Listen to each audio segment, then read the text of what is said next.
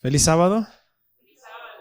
Mientras el culto iba en proceso, ustedes notaban que Edgar, ¿lo conocen por Edgar o por Jorge aquí?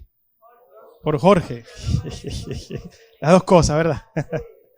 Jorge me secreteaba y cada vez que me secreteaba era para decirme, no te preocupes, que aquí estamos impuestos a irnos a las 2 de la tarde. O sea, y yo le dije, ¿tú estás seguro de eso? Señor, abre los ojos, como quien dice, a las 2 de la tarde no, ¿verdad?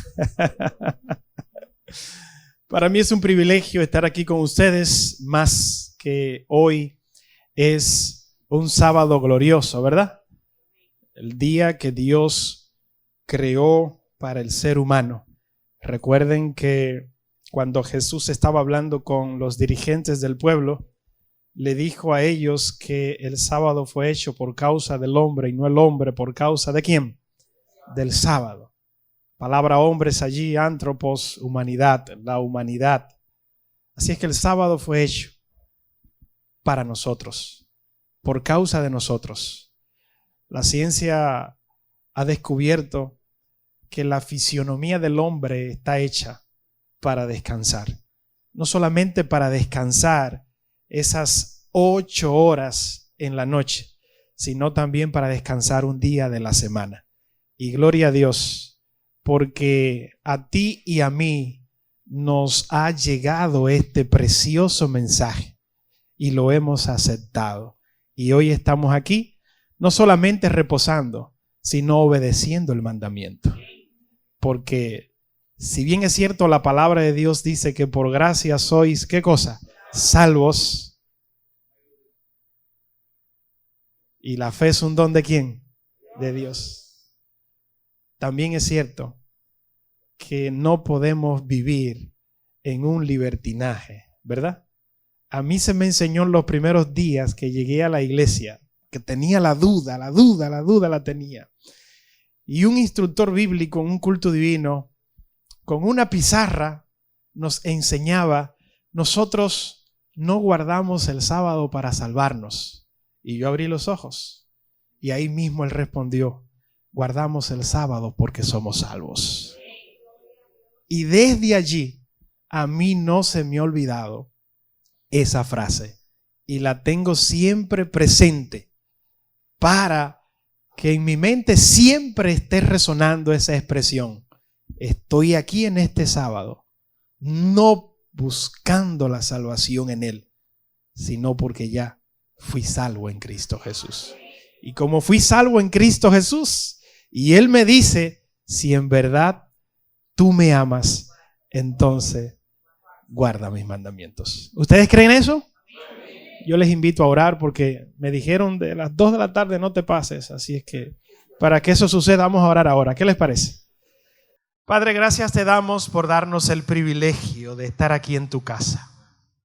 Tu palabra nos enseña que tú mismo dijiste, mi casa será llamada casa de oración. Y estamos en tu casa, oh Dios, casa de oración, comunicándonos contigo a través de la oración, a través de las alabanzas, a través de estos cánticos espirituales, a través de tu palabra. Queremos pedirte, oh Dios, en este momento, que tu Santo Espíritu venga a nosotros y nos ayude a entender tu palabra. No solamente a entenderla, sino a seguirla practicando. Que ahora, oh Dios, nosotros podamos reconocer que tu palabra está allí para bendecir nuestras vidas. En el nombre santo de Jesús. Amén y amén. Hay un versículo en la Biblia que a mí me gusta mucho. Creo que es poco predicado, pero todo el que le tiene temor a la muerte como yo, siempre acude a ese versículo. Eclesiastés capítulo 3, versículo 11. No lo busquen. La palabra de Dios dice allí que Dios puso en nosotros el anhelo ¿de qué? De eternidad. Así es que si tú no te quieres morir, si le tienes miedo a las enfermedades, si le tienes miedo a esa oscuridad, casi eterna hasta que Cristo venga, si mueres en Cristo, entonces ese versículo como que nos da ánimo, ese versículo como que nos alienta y nos dice, no es la duda la que te arropa, es que Dios puso en ti el anhelo ¿de qué? De eternidad. O sea, si no te quieres morir, es porque Dios puso eso en ti. De hecho, una lectura bien profunda del libro de Génesis nos enseña eso. Dios no hizo al ser humano para que éste experimentara, ¿qué cosa? La muerte, sino para que éste viviera eternamente. El ser humano no tenía vida en sí mismo, porque la vida en sí mismo solamente la tiene ¿quién? Dios. Jesús dijo, yo tengo poder, ¿para qué? Para dar mi vida y para volverla ¿a qué? A tomar. Si es que el único que tiene vida intrínseca, vida en sí mismo, es Cristo Jesús, es la deidad. Nosotros no fuimos creados de esa manera. Nuestra vida eterna siempre iba a depender ¿de quién? Siempre iba a depender de Dios, de nuestro Creador. Pero Dios puso en nosotros el anhelo ¿de qué, hermanos? El anhelo de eternidad. Y cuando repasamos la historia nos damos cuenta de eso. Yo recuerdo, por ejemplo, un libro muy famoso y muy antiguo llamado El Libro de los Muertos. Es un libro que se hizo, se plasmó, se escribió por allá por los emperadores faraones egipcios. El Libro de los Muertos decía que había una vida más allá, que había una vida después de la muerte. Recuerdan, los faraones eran enterrados en pirámides, y esas pirámides, la arqueología ha descubierto muchísimas tumbas, muchísimos sarcófagos, y entre ellos casi estaban todas las pertenencias de ese faraón, y alrededor de ellos habían muchos soldaditos de barros. La esposa era enterrada al lado, las concubinas eran enterradas al lado de los faraones, porque el Libro de los Muertos enseñaba que más allá de la muerte ellos iban a necesitar sus pertenencias, iban a necesitar sus joyas, iban a necesitar sus riquezas e iban a necesitar también sus soldados. Por eso eran enterrados de esta manera. Si nos vamos a la civilización, por ejemplo, de Babilonia, nosotros encontramos unos edificios parecidos a las pirámides llamados los zigurá. Eran edificios escalonados, y allá en el último piso había una plataforma en donde se construía un altar, y en ese altar ellos sacrificaban a los dioses con el objetivo de que a través de ellos y a través de estos sacrificios ellos encontraran vida. ¿Qué cosa? Eterna, vida en el más allá. ¿Qué decir de los romanos? ¿Qué decir de los griegos? ¿Qué decir, por ejemplo, de las civilizaciones más recientes?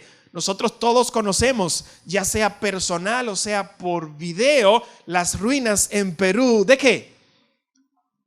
De Machu Picchu o Machu Picchu, como quieran llamarle. Ustedes ven esas ruinas y ustedes piensan que son ciudades allá en las montañas, pero los arqueólogos han descubierto que no eran simplemente ciudades, eran ciudades dedicadas ¿a quiénes? A los dioses. Y allí, en ese sincretismo religioso, ellos querían encontrar la salvación. Ellos querían encontrar la vida, ¿qué cosa? Eterna.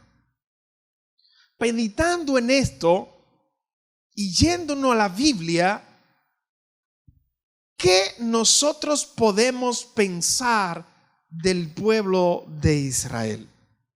¿Qué creían ellos acerca de la vida?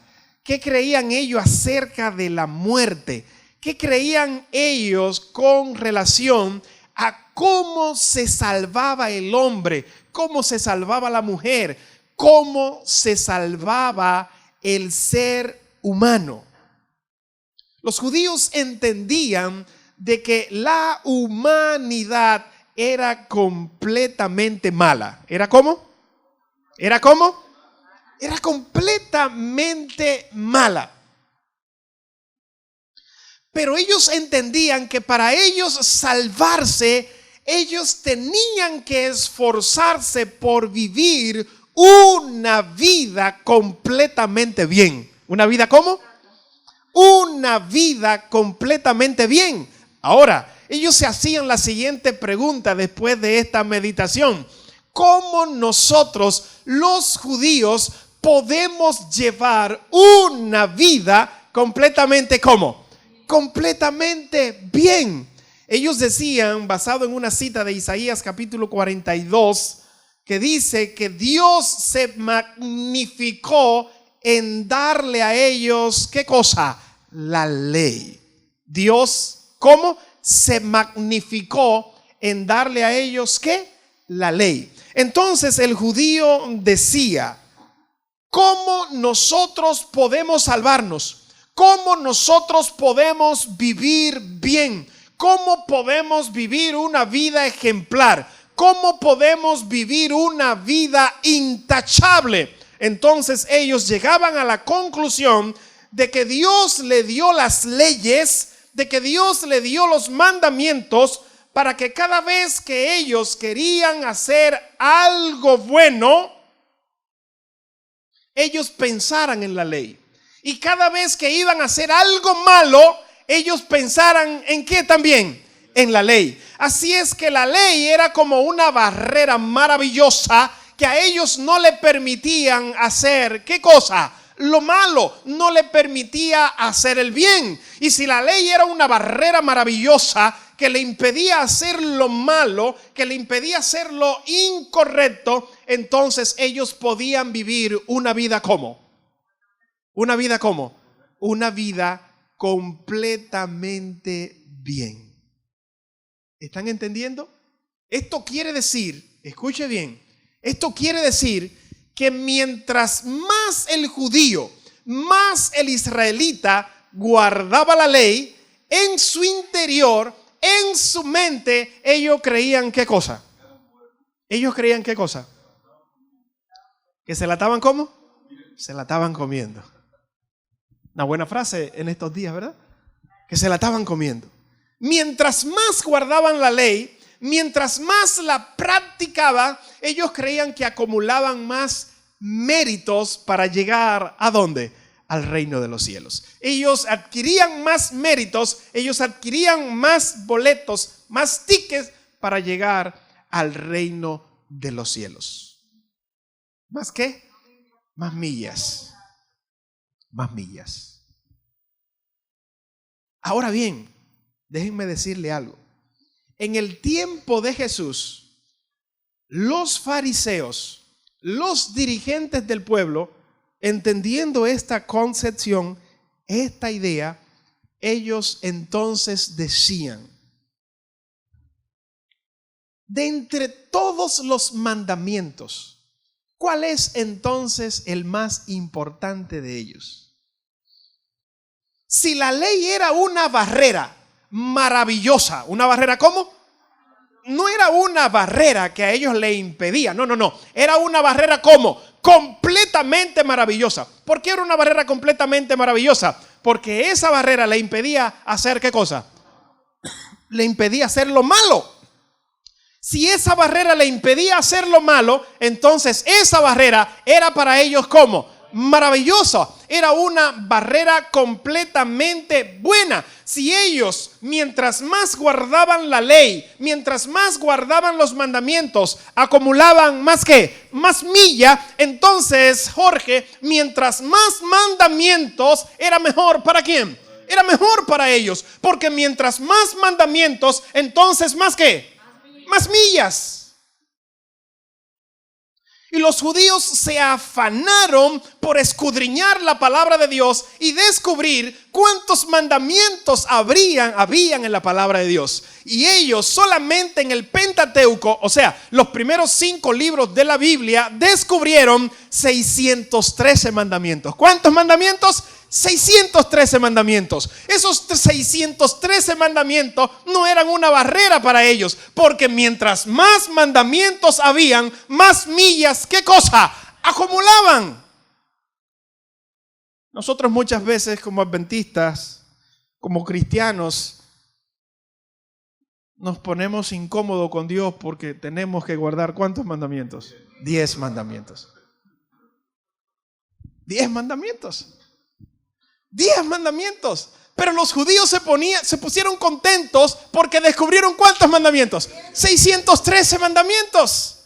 365 mandamientos negativos, o sea, que prohibían al pueblo hacer cosas, y 248 mandamientos positivos. Haz esto y ¿qué cosa? Y vivirás. Pero cada uno de estos mandamientos era como una delicia para ellos, porque mientras más lo guardaban, más millas, ¿qué cosa? Acumulaban.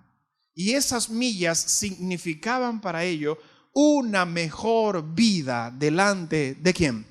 ¿Delante de quién? Delante de Dios. ¿Recuerdan que en el tiempo de Jesús se le acerca un rabino a Jesús y le dice: Señor, ¿qué cosa? ¿Qué haré para obtener qué cosa? La vida eterna. Ese fue el joven que rico. Pero un fariseo se le acerca a Jesús y le dice ¿cómo? Señor, ¿cuál es el mandamiento? ¿Qué cosa? Más grande y más importante ¿de qué? De la ley. Porque en el tiempo de Jesús había una discusión, hermanos, amigos, que decía de los 613 mandamientos que nosotros descubrimos, ¿cuál era el más grande? ¿Cuál es el más importante? Porque si ellos investigaban, si llegaban a la conclusión de cuál era el más grande y más importante, si se enfocaban en ese más grande y más importante, ya lo demás iba a ser ¿qué cosa? Insignificante. Porque quizás ese grande mandamiento arropaba ¿a cuántos? A los demás. ¿Le duplicaba qué cosa? Las millas. Así es que los fariseos dijeron: Dios nos envió a David. ¿A quién nos envió? ¿A quién nos envió? A David. Y David vio los 613 mandamientos. Y de esos 613 mandamientos los redujo a 11 mandamientos. ¿Cómo? ¿A 11 mandamientos? Sí. Enfoquémonos en esos 11 mandamientos para acumular ¿qué cosa? Millas. Estos 11 mandamientos están registrados en un salmo que los teólogos le han llamado el salmo del buen ciudadano. ¿Saben cuál es el salmo del buen ciudadano o el salmo del buen caballero? No, que no. Salmo 15, vamos allá. Vámonos allá. Salmo 15, versículo 1, versículo al 5. Ya yo me estoy poniendo bien, me estoy poniendo en función y el reloj está parado. ¿Qué dice el Salmo 15? Vamos a ver, ¿qué dice su Biblia? ¿Quién habitará dónde? Escuche bien, escuche bien. La pregunta de los fariseos del pueblo de Israel era: ¿qué haré para obtener qué cosa? La vida eterna. Ahora bien, el Salmo 15 comienza diciendo: ¿quién habitará dónde? Esa es otra manera, Mayra, de decir ¿qué cosa? ¿Qué voy a hacer para heredar la vida eterna y poder vivir dónde? ¿En el tabernáculo de quién? De Dios. Porque solamente los salvados vivirán en el tabernáculo de quién? De Dios. ¿Quién habitará en tu tabernáculo? ¿Quién morará? ¿En qué más? En el monte de tu santidad. Y dice el salmista: el que anda ¿en qué? En integridad, y el que hace ¿qué cosa? Yo quisiera que usted, si se olvida de los 11, no se olvide del segundo. El que hace ¿qué cosa? Justicia. Y el que habla verdad ¿dónde? En su corazón. No calumnia ¿con quién? Con su lengua, ni hace mal ¿a quién? A su prójimo, ni hace agravio alguno ¿a quién? A su vecino. Aquel que no menosprecia al vil, pero honra a los que temen ¿a quién? A Dios. El que aún jurando en daño suyo, por eso ¿qué cosa? No cambia. Quien su dinero no dio, ¿a qué? A usura, ni contra inocente ha tomado, ¿qué más? Cohecho. El que hace estas cosas, dice el salmista, no resbalará. ¿Cuánto? Jamás. Por eso este salmo es llamado el salmo del buen, ¿qué cosa? Ciudadano. ¿Usted contó conmigo? ¿Usted contó conmigo? Contó 11 cosas que el ser humano tiene que hacer para poder morar en el monte de la santidad de Dios. Cuente conmigo nuevamente. Vamos a ver.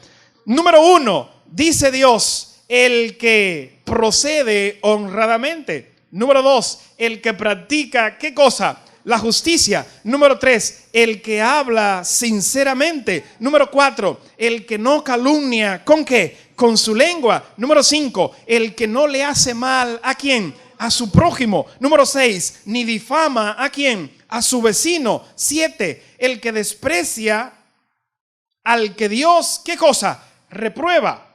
Así es que dice. Y honra, número 8, a los fieles, ¿de quién? Del Señor. Número 9, el que no retracta lo que juró aún en daño, ¿qué cosa? Propio. Número 10, el que no presta dinero, ¿con qué? A usura. Y número 11, ni acepta soborno contra, ¿qué cosa? El inocente. Todos los mandamientos. ¿Cuántos mandamientos, amigos? No. ¿Cuántos mandamientos? 613. Todos los mandamientos, 613, 365 negativos, 248 positivos. Todos esos mandamientos resumidos ¿en cuánto? Resumidos ¿en cuánto? En 11. Los rabinos enseñaban, concentrémonos en estos 11 y nosotros viviremos. Viviremos aquí y viviremos ¿dónde? Allá.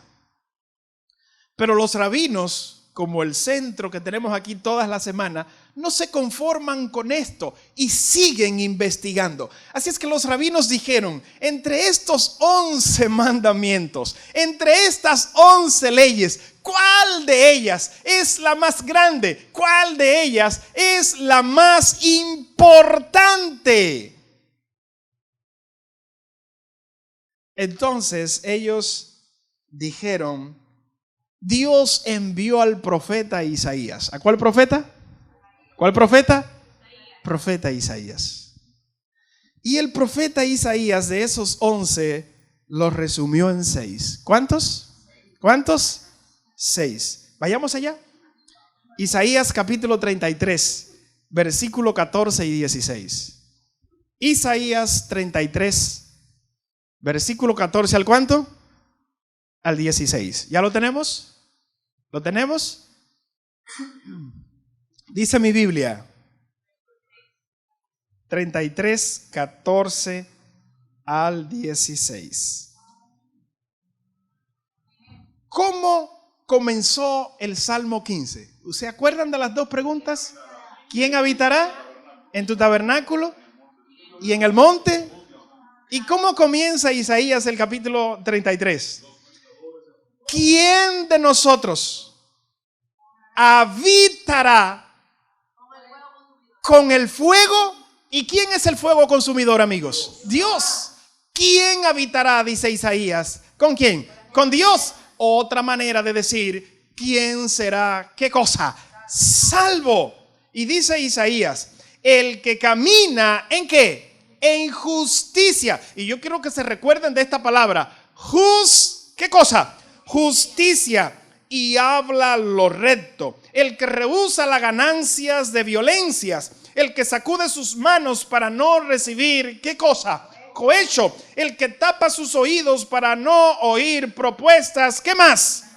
Sanguinarias. El que cierra sus ojos para no ver cosas, ¿qué más? Malas. Esta habitará, ¿dónde, hermanos?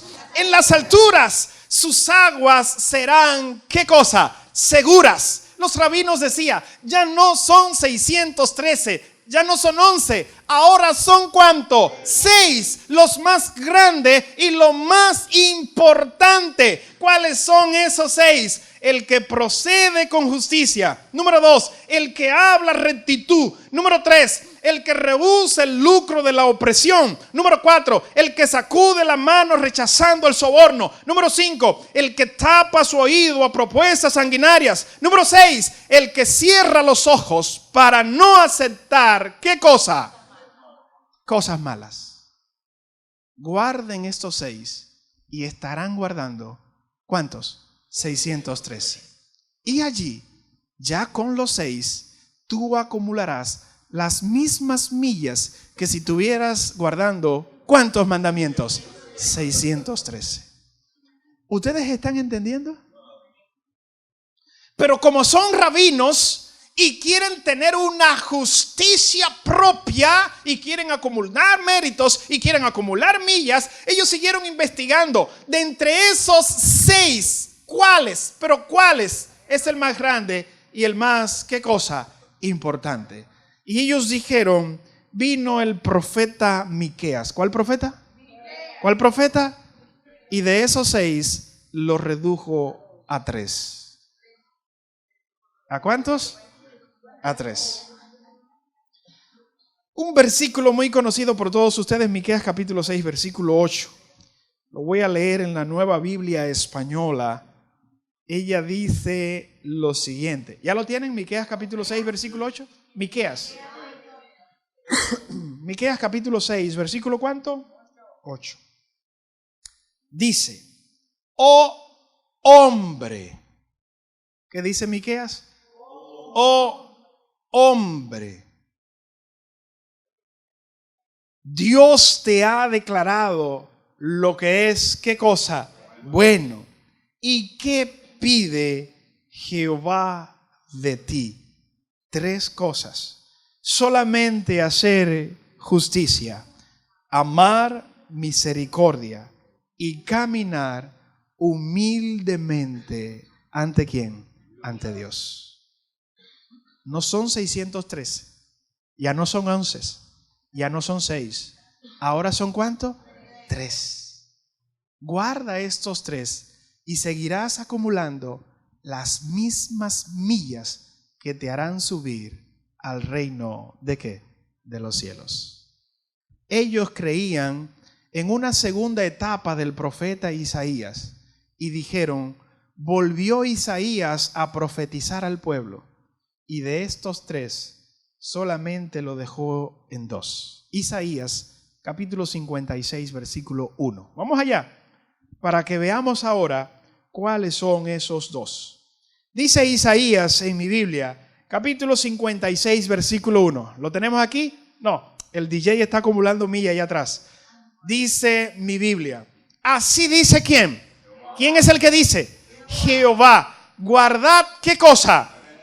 El derecho, practicad ¿qué cosa? La justicia, porque mi salvación ¿está qué? ¿Está a punto de qué? Está a punto de llegar o está a punto de manifestarse.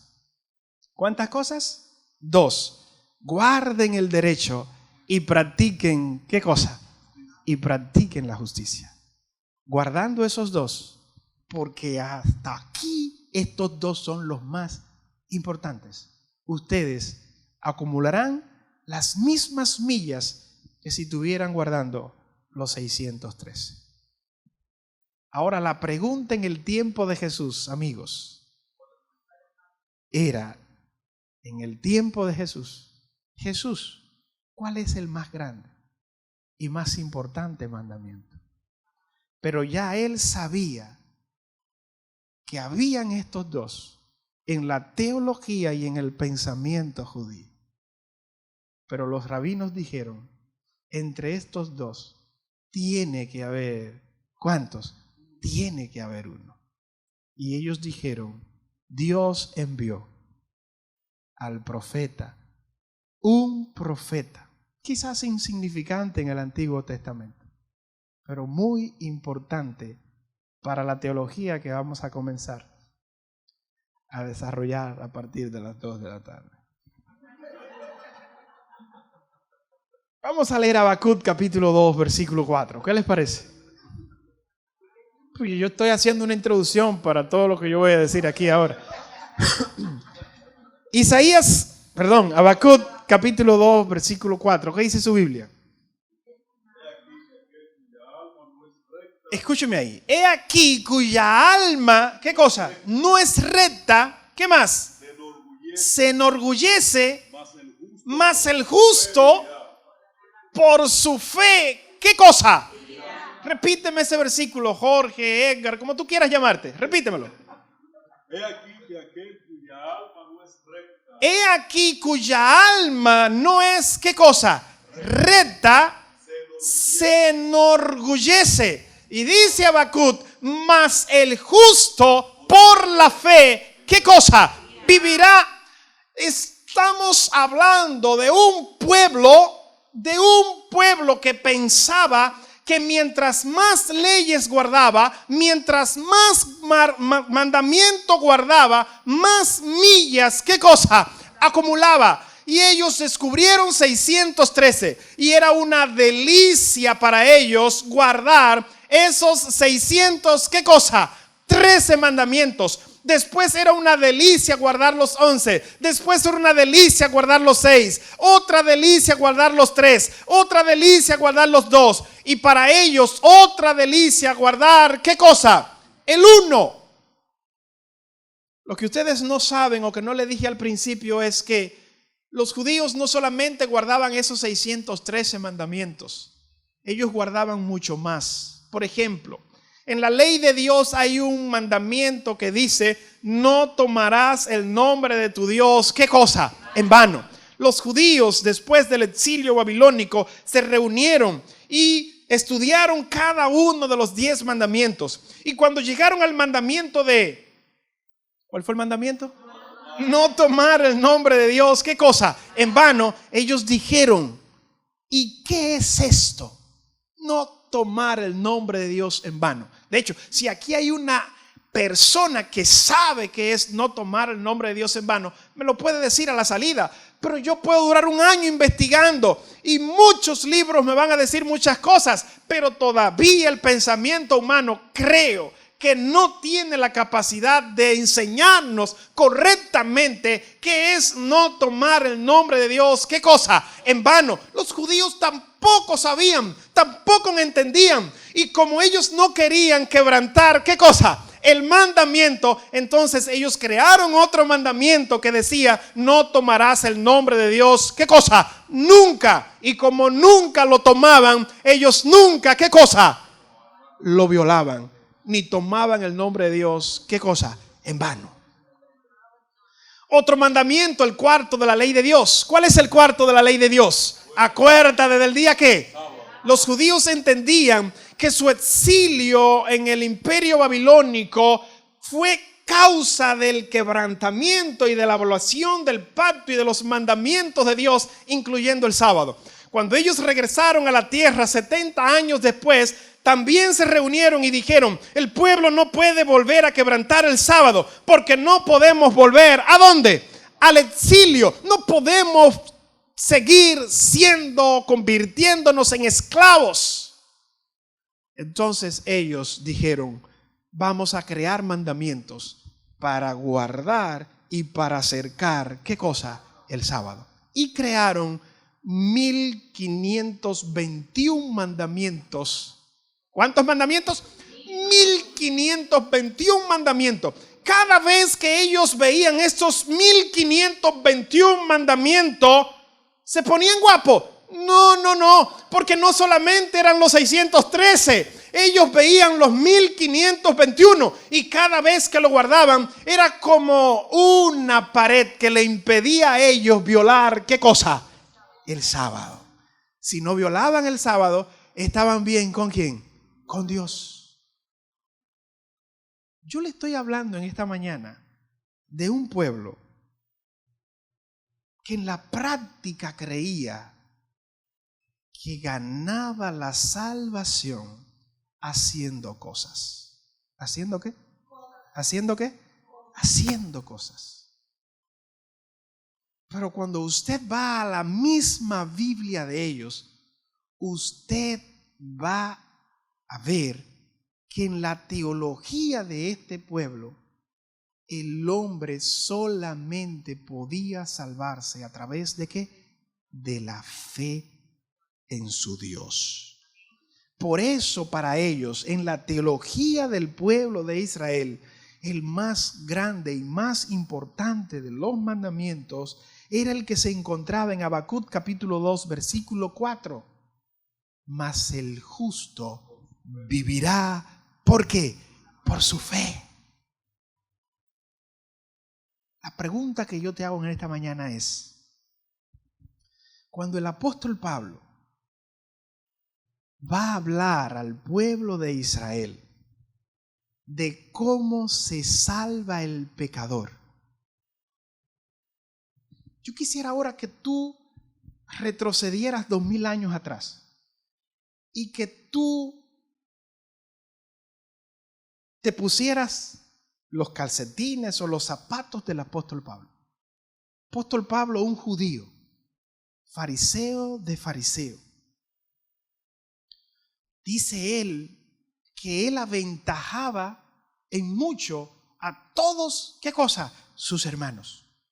Judío completamente preparado, fariseo, miembro del Sanedrín, perseguidor ¿de qué? De la iglesia.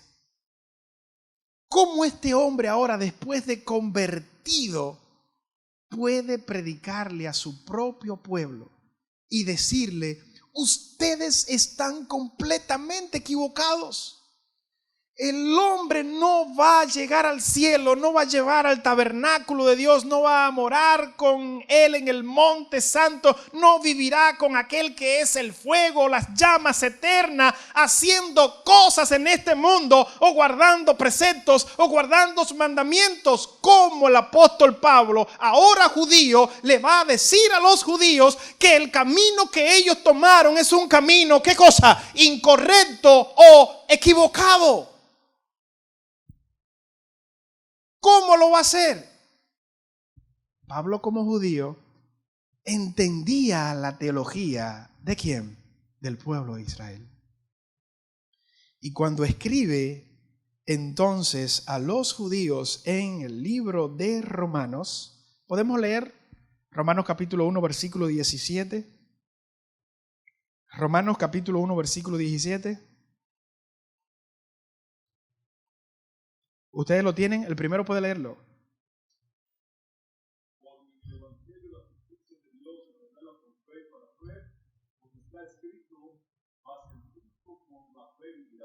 Cuando Pablo vio la teología del pueblo de Israel, se le prendió el bombillo y dijo, por sus mismos escritos yo les voy a enseñar a ellos que ellos están completamente, ¿qué cosa?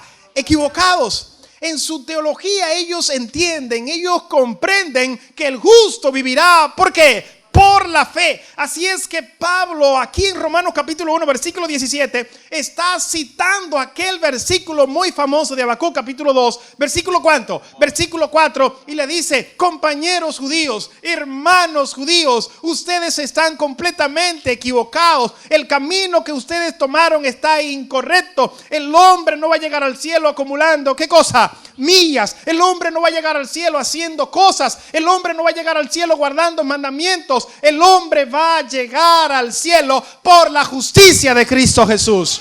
Y le cita Habacuc capítulo 2 versículo 4. Ese es el versículo que ustedes dicen que es el más grande. Pues ese grande nos está enseñando que la salvación, que la justicia solamente se obtiene y se hereda. ¿Por qué? Por la fe. Y para enseñarle esto, entonces Pablo le dice, ¿cuáles son sus dos más grandes personajes? ¿Cuáles? El pueblo de Israel responde, tenemos a Abraham y tenemos a otro, qué sé yo, a David. Entonces el apóstol Pablo le dice, ¿y cómo obtuvo Abraham la salvación? ¿Cómo la obtuvo? Génesis capítulo ¿cuánto? Capítulo 15, en donde la palabra de Dios dice que creyó Abraham, ¿a quién? A Dios, y le fue contado, ¿por qué? Por justicia. El hombre más grande de ellos fue salvo a través ¿de qué? De la fe.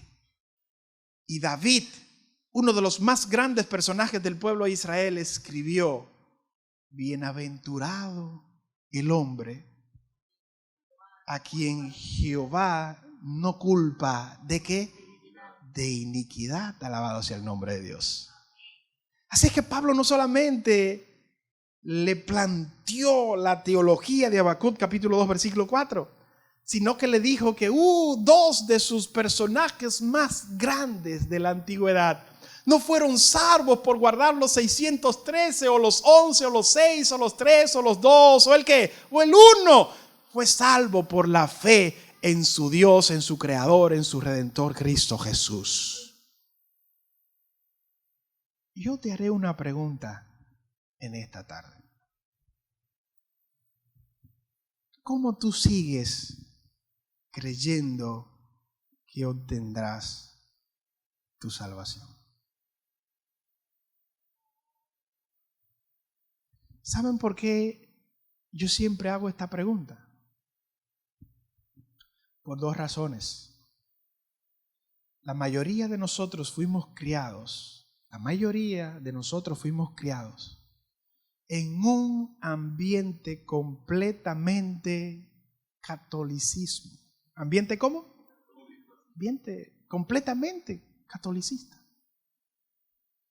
Y esa teología católica nos enseña dos cosas. Número uno, que yo tengo que hacer cosas para hacer, ¿qué cosa? Salvo. Ahora, ellos no están completamente equivocados. Ellos, los católicos, entienden que la salvación se obtiene a través de la fe. ¿En quién? En Cristo Jesús. Ellos están correctos como el pueblo de Israel. Pero en la práctica ellos entendían o entienden que mientras más obras, más acumulo. Mientras más peregrinaciones, más acumulo. Mientras más flagelaciones, más acumulo. Más sacramentos. Eso me ayuda a obtener méritos para ganar, ¿qué cosa? La vida eterna. Allá en la Reforma, Lutero fue un Pablo que, así como Pablo le dijo al pueblo de Israel, no es por obra, es por la fe. Lutero también le dice, no es por las obras, solamente es, ¿por qué, hermanos? Por la fe. En este siglo XXI, ¿qué es lo que también tenemos que enseñar? No es por las obras, es porque por la fe.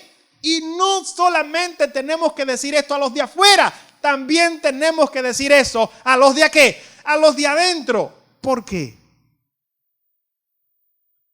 ¿Por qué? Porque tú y yo estamos programados. Escucha bien, ¿estamos cómo? ¿Estamos cómo? Estamos programados para creer que si yo pequé hoy y Cristo viene mañana, yo voy a tener problemas. No sé si me entienden. Yo he pecado sabiendo esto. Escuche bien, me voy a confesar. Ustedes son sacerdotes ahora. Me voy a confesar. Yo he pecado ahora. Y agarro mi vehículo para salir para la calle. Y voy pensando en el camino. Si me pasa algo, yo sé que fue por lo que yo hice. Yo lo sé. Yo lo sé. Porque todavía estamos viendo a Dios como un policía que tiene su uniforme y que tiene su macana en las manos para macanearme cuando yo hago, ¿qué cosa? Algo malo. ¿Es así o no es así, hermanos? Sí. Y de esta manera ninguno de nosotros seremos, ¿qué cosa? Salvos. Pero de esta manera ninguno de nosotros vamos a vivir un cristianismo feliz. Yo le voy a decir algo claro ahora. Ya no me voy a animar a seguir hasta las 2. Le voy a decir algo ahora para terminar. Lo más nefasto en la vida de un cristiano es vivir un cristianismo pensando que si hace algo, va a merecer algo. Bueno o malo. Yo no sé si me captan. Olvídense de todo lo que hemos dicho. Olvídense de todo lo que hemos dicho. Concentrémonos en esto. No podremos nunca vivir felices sin entender que lo que yo hago no tiene ninguna relevancia en mi salvación. No tiene ninguna. ¿Pecaste hoy? Sí, pero Dios no te va a castigar por eso. ¿Pecaste mañana? Dios no te va a castigar por eso. Ahora, tú lo que tienes que entender es una cosa. Cada acción que nosotros cometemos en esta vida va a traer, ¿qué cosa? Una reacción y una consecuencia, pero no viene de parte de ¿quién? De Dios. Es una reacción natural por algo que tú decidiste, ¿qué cosa? Hacer y no hacer. Pero en cuestión de vida eterna, en cuestión de salvación, solamente hay una obra, y es la obra de Cristo Jesús en la cruz del Calvario. Cuando Dios decide verme en su ciencia, en su sapiencia, vamos a pintar esto de esta manera. Cuando Dios decide verme, Él nunca me verá. Cuando Dios decide verme, Él nunca me verá. Porque cuando Él decide mirar a donde yo estoy, siempre va a mirar a su Hijo Cristo Jesús. Hermanos, de la única manera que nosotros podemos morar en el cielo es cuando Cristo Jesús se hace garante de nosotros. No hay otra forma. Pasamos 3 horas aquí cantando, orando, leyendo la Biblia, y desde que usted se monte en su vehículo para su casa, en el mismo camino, cuando viene a ver, usted tiene un pleito con su esposa. ¿Es así o no es así? ¿Es así o no es así? No sean tímidos, digan que eso es la verdad. Y eso es la verdad. Usted se levanta de su cama 8 horas durmiendo, y cuando se levanta, usted no encuentra el tececito en la mesa, o no encuentra el desayuno, o no encuentra la media, o no encuentra el calzoncillo, y de una vez su naturaleza le dice: peléale ¿a quién? A la esposa. O la esposa le pelea ¿a quién? Al esposo. O el papá le pelea ¿a quién? Al hijo. Usted se está acabando ¿de qué? De levantar 8 horas durmiendo. Hermanos queridos, no hay forma de salvarse por nuestras propias, ¿qué cosa? Obras. No hay forma. No hay forma. Usted puede salir de la misma presencia de Dios con esta naturaleza, y al ratico su propia naturaleza le va a decir: peca. ¿Qué le va a decir? ¿Qué le va a decir? Peca. Y su naturaleza va a terminar, ¿qué cosa? Pecando. Por eso la Biblia dice: el justo, ¿qué cosa? Por la fe vivirá. Voy a terminar con esto. Ricardo, a ti te gusta mucho mencionar algunas palabras en griego. Allí hay un puente en el versículo 17. ¿Qué hay? Un puente. Porque Pablo utilizó 2 preposiciones diferentes. Hay una preposición en griego que es apo. ¿Cuál es? Apo. Apo significa desde, pero algo que viene de dentro. ¿Me entendieron? Algo que viene ¿de dónde? De dentro.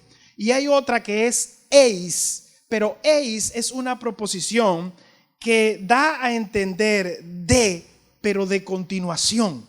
Así que cuando Pablo dijo en Romanos capítulo 1, versículo 17, el hombre será salvo a través de qué? De la fe.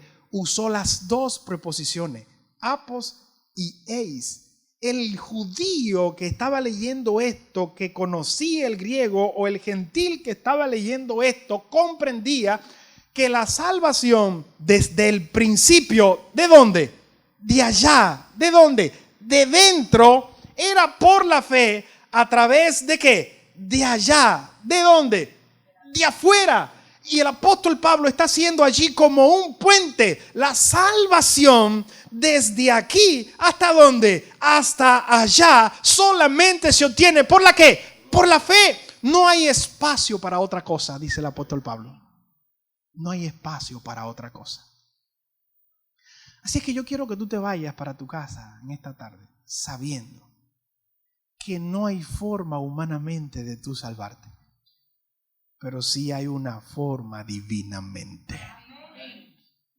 No hay forma de que tú vivas un cristianismo feliz pensando que lo que tú haces va a obstaculizar tu vida eterna o tu salvación. Yo no quiero que ustedes me malinterpreten y digan,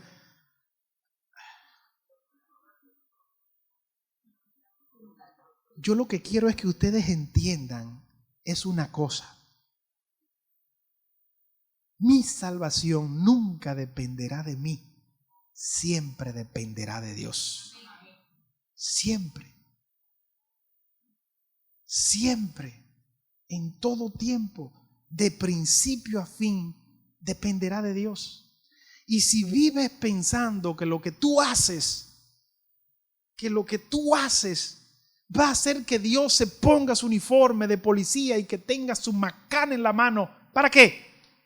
Para darte el macanazo, nunca vivirás un cristianismo como Cristo quiere que lo vivas. Nunca. Debemos de dejarnos de eso y comprender que solamente obtengo la salvación a través de la fe. Y es de principio a fin, porque la Biblia me dice que la fe es un don ¿de quién? De Dios. ¿De quién es el don? De Dios. Yo necesito fe para salvarme, ¿sí o no? Sí, pero la fe la pone ¿quién? ¿La fe la pone quién? Dios. La Biblia dice que la fe mía tiene que ir ¿en dónde? En aumento, pero Pablo dice que para que la fe se aumente, debo de oír o estudiar ¿qué cosa? La palabra ¿de quién? De Dios. Todo absolutamente lo que nosotros necesitamos para ser salvos proviene de quién. Entonces, ¿cuál es la fórmula para vivir un cristianismo bueno y feliz y agradable en esta tierra? Es siempre mantenernos en Dios. ¿Mantenernos en quién? ¿En quién? ¿Aferrados a quién? Aferrados a Cristo. 7 veces cae ¿quién? ¿Y Dios qué cosa? Pastor, ya ese es otro tema, quizás para otra ocasión. Pero ¿por qué 7 veces cae el justo, Ricardo, y el Señor lo levantará? Porque en la teología judía, una persona justa era la que se mantenía dentro del pacto. ¿Dentro de quién? ¿Dentro de quién? Una persona justa no era aquella que no cometía pecado. Una persona justa en la Biblia, en la teología judía, era aquella la que no se salía dentro de quién. No se salía del pacto. En el pacto podía ¿qué cosa? ¿Podía qué cosa? Podía caer. Y si dentro del pacto caía, Dios ¿qué cosa? Lo levantaba. No importa las veces que cayera, Dios estaba dispuesto ¿a qué? A levantarlo. No importa las veces que tú y yo pequemos en esta tierra. Si nos mantenemos en el pacto, si nos mantenemos en Cristo, si nos mantenemos en Dios, el Señor nos levantará. Y eso como pastor es lo que yo quiero. Siempre mantenerme en Cristo Jesús. Porque comprendí que mi naturaleza no es una naturaleza que me inclina a hacer el bien, sino a hacer el ¿qué? El mal. Entonces yo lo que tengo que comprender es que debo de mantenerme siempre dentro de la justicia. aunque se desplomen, ¿qué cosa? Discúlpeme por la hora. ¿Cuántos quieren mantenerse en Cristo? Mantenerse en el pacto. Mantenerse creyendo que solamente por fe obtenemos la salvación y vida eterna. No importa lo que hagas. Siempre recuerda que solamente en Cristo Jesús obtenemos la salvación. Nos ponemos de pie y decir antes de la oración: pastor, no siga diciendo no importa lo que haga, porque lo que hacemos importa. ¿Me entendieron? Lo que hacemos importa. Pero tenemos que hacerlo, no pensando que con eso lo vamos a obtener, porque lo vamos a obtener solamente por fe en Cristo Jesús. Padre, gracias por enseñarnos en tu palabra que solamente tú tienes los méritos. Ayúdanos a comprender que solamente los méritos del cielo nos hacen acumular las millas que necesitamos para entrar y vivir en el monte de Jehová. Ayúdanos a no pecar, oh Dios, pero ayúdanos a entender que si pecamos, a Cristo Jesús nuestro abogado tenemos. Ayúdanos a entender también que esto debemos comunicarlo a los demás, porque es nuestra gran obra en esta tierra. En el nombre santo de Jesús. Amén. Que Dios les bendiga.